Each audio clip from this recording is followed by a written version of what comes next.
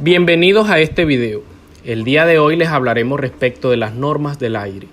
Antes de empezar a hablar de ciertas normas del aire que rigen en el país, es preciso aclarar qué son las normas del aire.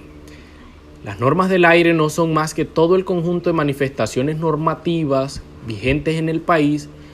que buscan la preservación y cuidado de la capa de ozono y de la atmósfera como tal. Es decir,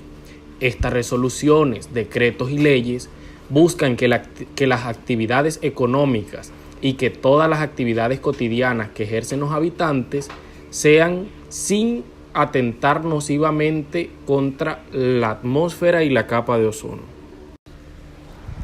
El decreto 2107 de 1995, expedido por la Presidencia de la República, trata un tema específico respecto de la contaminación del aire y establece la prohibición de uso de crudos pesados.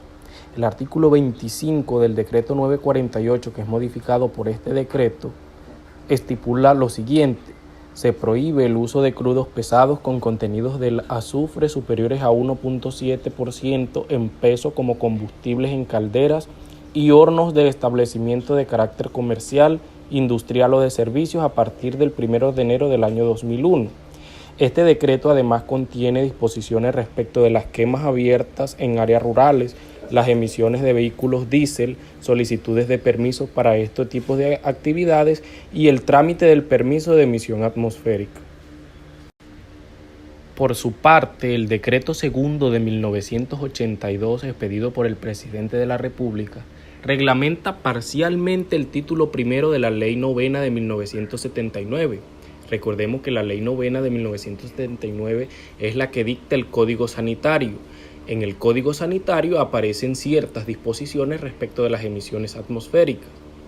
Pero además, el decreto segundo de 1982 modifica el decreto Ley 2811 de 1974, por medio del cual se dicta el Código de Recursos Naturales Renovables en cuanto a emisiones atmosféricas. Además, este decreto trata normas sobre la calidad del aire y los métodos de medición de la contaminación. Establece normas especiales de emisión de partículas para algunas fuentes fijas artificiales, calderas a base de carbón, normas de emisión de dióxido de azufre y neblina ácida para algunas fuentes fijas artificiales de plantas productoras de ácido sulfúrico. En este orden, el decreto 979 del 2006 modificó parcialmente el decreto nacional 948 del año 1995,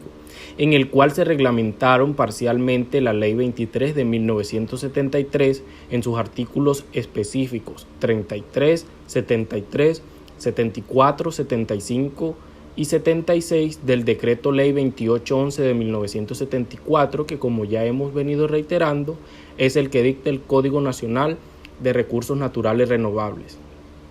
y la Ley 99 de 1993 en relación con la prevención y control de la contaminación atmosférica y la protección de la calidad del aire en lo referente a las clases de normas de calidad del aire o de los distintos periódicos de emisión, niveles de prevención, alerta y emergencia por contaminación del aire, medidas para la atención de episodios, planes y contingencia por contaminación atmosférica y clases de áreas fuente de contaminación. En este mismo orden, la resolución 909 del año 2008, expedida por el Ministerio de Ambiente, Vivienda y Desarrollo Territorial, fijó unos parámetros para la emisión que es admisible en el territorio nacional de contaminantes al aire, siempre y cuando se trate de fuentes fijas. Se adopta en esta resolución los procedimientos de medición de emisiones al aire para estas fuentes y reglamenta los convenios de reconversión a tecnologías limpias, las cuales serán aplicables para todas las actividades industriales. Es decir, se aplica tanto para las actividades económicas del orden nacional como para las de exportación. Los equipos de combustión externa, instalaciones de incineración y hornos crematorios son elementos que también son tenidos en cuenta en esta resolución expedida por el Ministerio de Ambiente, ya que las actividades que se realizan con este tipo de maquinaria puede que eventualmente tengan un efecto nocivo en la capa de ozono. Asimismo, el Acuerdo 367 del 2009, expedido por el Consejo Distrital de Bogotá, establece que la información de las estaciones de la Red de Monitoreo de Calidad del Aire de Bogotá será permanente, pública y masiva, y deberá ser publicada máximo dentro de las 12 horas siguientes a la recepción de los datos en la página web de la Secretaría Distrital de Ambiente y suministrada a medios masivos de comunicación. Dicha secretaría habilitará la medición del dióxido de carbono y, en coordinación con la Secretaría Distrital de Movilidad, la articularán con el Sistema Integrado de Transporte Público SIPT. El Instituto de Hidrología, Meteorología y Estudios Ambientales de Colombia, IDEAM, no ha sido ajeno al tema de la contaminación de la atmósfera y de las emisiones contaminantes al aire. Es por eso que, en consonancia con la resolución 909 del 2008, de la cual acabamos de hablar hace un momento, expide la resolución 935 del 2011, en la cual se establecen a nivel nacional 10 métodos para la evaluación de emisiones contaminantes por fuentes fijas, así como lo había hecho la resolución 909 del 2008. Pero ¿qué hizo la resolución 935 del 2011? Hizo una actualización con los cambios medioambientales que habían acontecido desde el 2008 al 2011, y se determinó el número de pruebas ocurridas para la ejecución de los métodos empleados en evaluación de emisiones contaminantes en las denominadas fuentes fijas. Así las cosas, en el 2011 se hace una actualización por parte del IDEAM de lo que había expedido en el 2008 el Ministerio de Ambiente, Vivienda y Desarrollo Territorial. La Corte Constitucional, en sentencia T-154 del 2013, realizó ciertas apreciaciones respecto de la explotación de carbón y halló una relación de causalidad en la actividad económica que depende de este mineral y de su explotación, con ciertas afectaciones a la salud de los habitantes circunvecinos a las minas por la aspiración de partículas de carbón.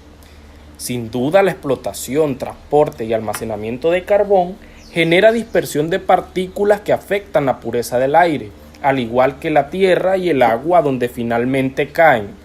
En tal virtud, esas actividades deben estar sometidas a vigilancia con específicas y severas medidas sanitarias y de control tendientes a proteger la indemnidad del ambiente, el bienestar general y particularmente la salud y demás derechos de la población circunvecina, así como lo habíamos dicho. Tal actividad de vigilancia está regulada en Colombia en la Ley 9 de 1979, que, como ya hemos dicho, se dicta por medio de estas medidas sanitarias, que en materia de protección del ambiente en cuanto a emisiones atmosféricas asignaba al Ministerio de Salud el deber de reglamentar la preservación en cuanto a emisiones atmosféricas y calidad del aire. El Decreto Único Reglamentario 1076 del 2015, que rige a nivel nacional, compila las disposiciones reglamentarias del sector ambiente. Contiene el Reglamento de Protección de Control de la Calidad del Aire de alcance general y aplicable en todo el territorio nacional, mediante el cual se establecen las normas y principios generales para la protección atmosférica, los mecanismos de prevención, control y atención de episodios por contaminación del aire generada por fuentes contaminantes fijas y móviles, las directrices y competencias para la fijación de las normas de calidad del aire o niveles de emisión, las normas básicas para la fijación de los estándares de emisión y descarga de contaminantes a la atmósfera, las emisiones de ruido y olores ofensivos. Se regula el otorgamiento de permisos de emisión, los instrumentos y medios de control y vigilancia y la participación ciudadana en el control de la contaminación atmosférica. Finalmente, y para concluir, es bueno hacer alusión a una resolución muy importante en materia del aire, y es la resolución 1962 del 2017, expedida por el Ministerio de Ambiente y Desarrollo Sostenible. Esta resolución adquiere su importancia, ya que en virtud de esta se expide el límite del indicador de cociente asociado al inventario de emisiones de gases de efecto invernadero del producto etanol anhidro combustible desnaturalizado. Esto con la finalidad de proteger el medio ambiente.